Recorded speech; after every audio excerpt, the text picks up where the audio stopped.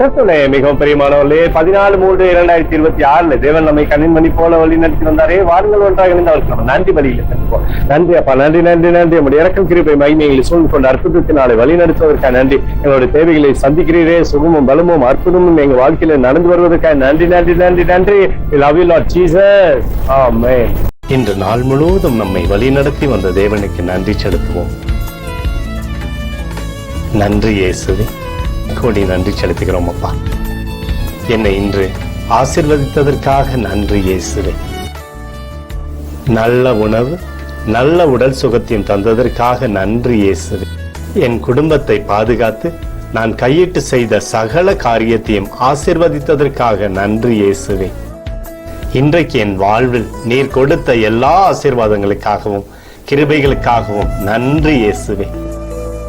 இயேசுவே, உம்மை நான் நேசிக்கின்றேன்.